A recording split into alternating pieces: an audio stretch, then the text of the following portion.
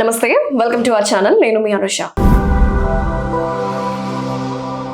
Modern science ప్రకారం కొంతమంది doctors చేయి పట్టుకుంటే చాలు వ్యాధి అనేది తగ్గిపోతూ ఉంటుంది అని కొంతమంది పేషెంట్స్ చెప్తూ ఉంటారు. కానీ నాడి వైద్యం ద్వారా నిజంగా అనారోగ్య సమస్యలన్నీ దూరం అవుతాయి అంటే మీరు నమ్ముతారా?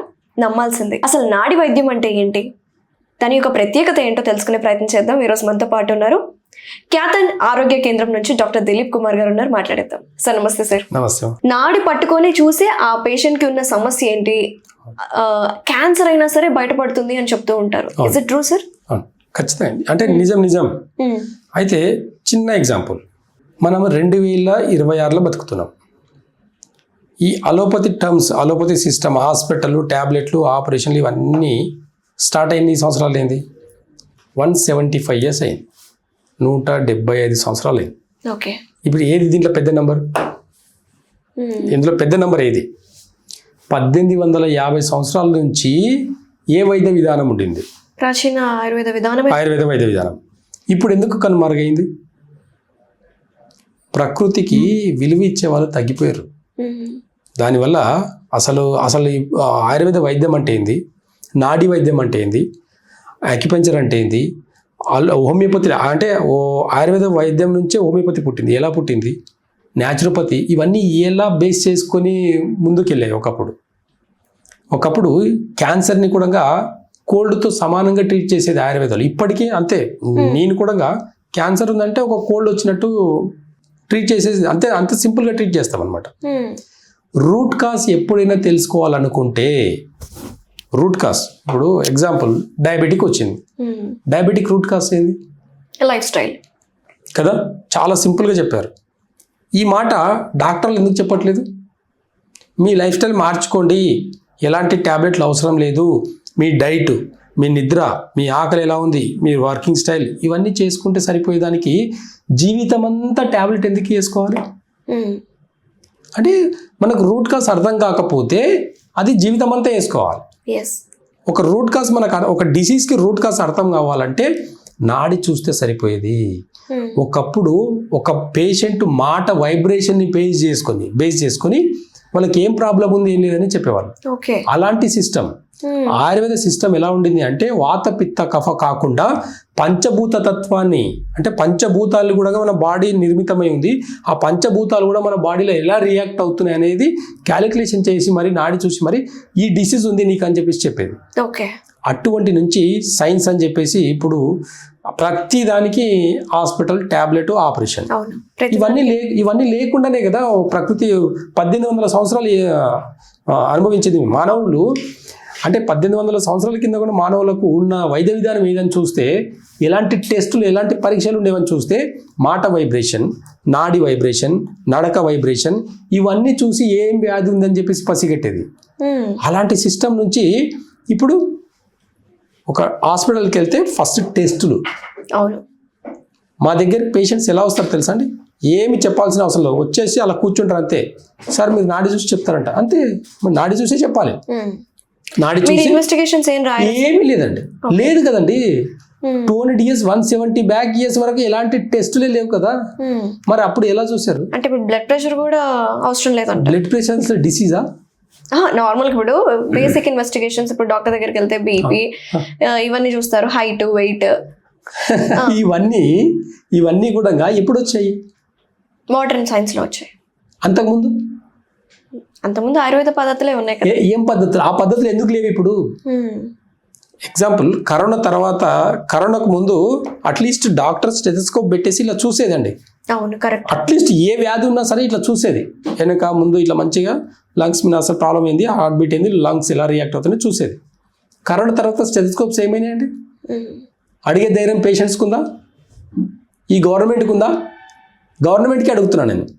కరోనా తర్వాత ఒక డాక్టర్ స్టెత్ పెట్టుకొని చూసేది కూడా మానేశాడు కదా. ఏం జరిగింది కరోనాలో?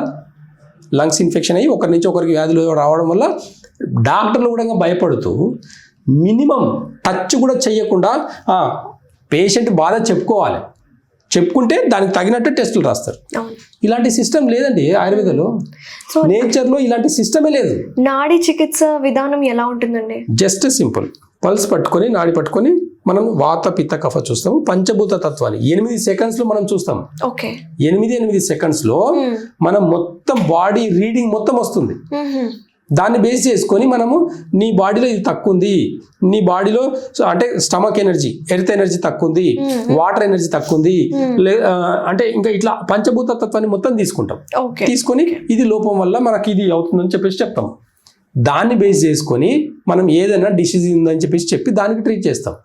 ట్రీట్మెంట్ దేనికి చేస్తాం? ఇప్పుడు సిమ్టమ్స్కి చెయ్యము, ఆయుర్వేదంలో రూట్ కాజ్కి ట్రీట్మెంట్ చేస్తాం. కాబట్టి రూట్ కాజ్ నుంచి ఎప్పుడైతే ట్రీట్మెంట్ చేస్తామో పర్మనెంట్గా తగ్గుతాయి. కాబట్టి మా దగ్గర షుగర్కి 4-5 months మెడిసిన్స్ వాడితే తగ్గిపోతుంది. బీపీ అసలు డిసీజే కాదు, రూట్ కాజ్లో దేనివల్ల బీపీ వచ్చిందనేది చూస్తాం. చాలా రీజన్స్ ఉన్నాయి బీపీ రావడానికి. ఖచ్చితంగా దీనివల్లనే బీపీ వస్తుంది అనేది చెప్పేదానికి లేదు. థైరాయిడ్ హార్మోన్ ఇంబ్యాలెన్స్, దేనివల్ల హార్మోన్ ఇంబ్యాలెన్స్ అనేది చెప్పేదానికి నాడి పరీక్ష కూడా సరిపోతుంది. ఇప్పుడు థైరాయిడ్ టెస్ట్ చేస్తారు, హార్మోన్ ఇంబ్యాలెన్స్ అని వస్తుంది. ఏ హార్మోన్ ఇంబ్యాలెన్స్ అని చెప్పండి, చెప్పేదానికి లేదు అక్కడ. అంటే రూట్ కాజ్ అర్థం కాదు. కాబట్టి ఈ 3 డిసీజ్కి ఏం చేస్తారు? జీవితం అంతా మెడిసిన్స్ వేసుకోండి. పాపం మా దగ్గరికి థైరాయిడ్ పేషెంట్స్ వస్తారండి. ఎలాంటి సిచ్యువేషన్లో వస్తారంటే, ట్యాబ్లెట్ వేసుకోకపోతే బాడీ అనేది షివరింగ్ అవుతుంది, బాడీ స్వెల్లింగ్ వస్తుంది, జాయింట్ పెయిన్స్ ఎక్కువైపోతాయి.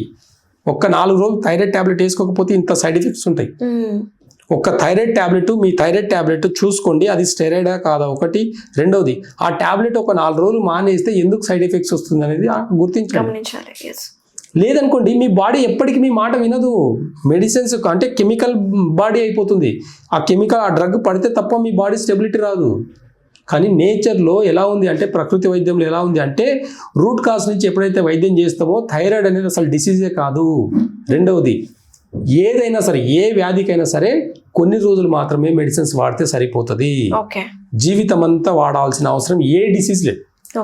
కాబట్టి నాడి వైద్యం యొక్క గొప్పతనం చెప్పాలంటే, ఆయుర్వేదం యొక్క గొప్పతనం చెప్పాలంటే, మన తాత ముత్తాతల నుంచి 7 generations నుంచి మా తాత ముత్తాతలు వైద్యం చేసుకుంటూ వచ్చారు. ఇవన్నీ కూడా అంటే మా తాతలు 7 తరాల నుంచి చేసుకుంటూ వచ్చారు. అంటే రాజుల కాలంలో రాజ్య వైద్యం చేసిర్రు. అంటే అప్పట్లో రాజులు అంటే ఇప్పటి ప్రైమ్ మినిస్టర్కి వైద్యం చేసినట్టు అనమాట. అలాంటి వంశం నుంచి వచ్చినాం మేము. అంటే ఆ రూట్ కాజ్ అంతా కూడా మాకు ఒకటే నేర్పించింది, ఎథిక్స్, విలువలని నేర్పించింది. పేషెంట్ని ముట్టకుండా కూడా చూడగలగా అంత కెపాసిటీ రావాలి.